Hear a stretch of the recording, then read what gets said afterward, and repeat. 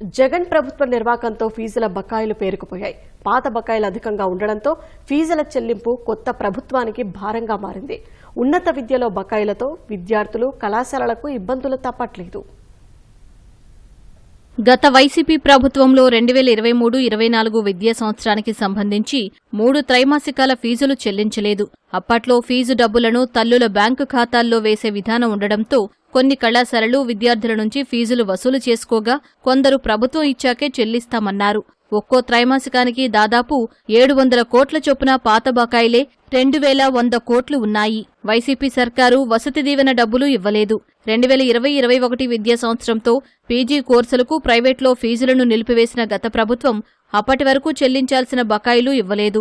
ఇవి 450 కోట్లు పెండింగ్లో ఉన్నాయి. ఈ బకాయిల కారణంగా చాలా మంది పిల్లలు ధృవపత్రాలను కళాశాలల్లోనే వదిలేశారు. ఉద్యోగాలు, ఉన్నత చదువులకు సర్టిఫికెట్లు కావాలంటే అప్పులు చేసి ఫీజులు కడుతున్నారు.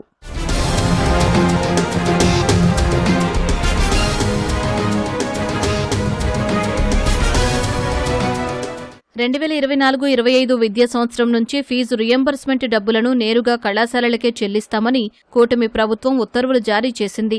పాత ఫీజుల చెల్లింపుపై ఇంతవరకు ప్రకటన చేయలేదు.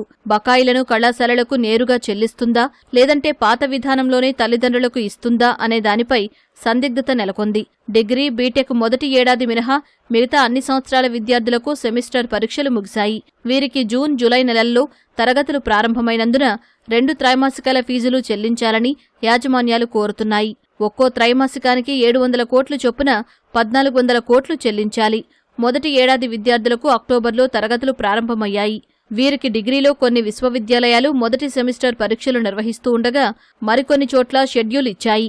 పాత బకాయిలతో పాటు ఈ ఏడాది ఫీజులను కలిపితే 3950 కోట్లు చెల్లించాలి. దీనికి పీజీ, వసతి దీవెన బకాయిలు అదనం కానున్నాయి.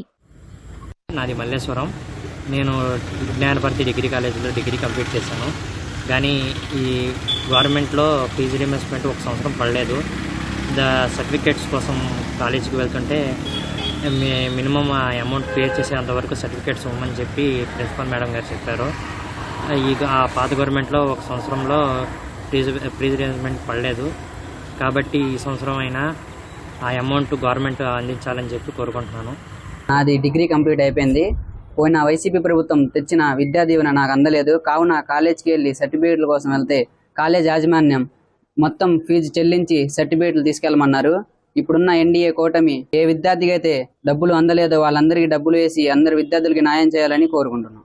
లాలో ఫస్ట్ 2 రోజులు మాత్రం నాకు ఫీజు రీయింబర్స్మెంట్ పడింది. తర్వాత ఎలాంటి ఫీజు రీయింబర్స్మెంట్ పడలేదు. సర్టిఫికేట్ల కోసం వెళ్తే ఫీజు రీయింబర్స్మెంట్ ఇస్తేనే వాళ్ళే ఇస్తామని చెప్పారు. ఇప్పుడు దాకా నాకు ఎలాంటి సర్టిఫికేట్ లేదు. నా ఫీజు రీయింబర్స్మెంట్ వేసి నా సర్టిఫికేట్లు ఇప్పించాలి.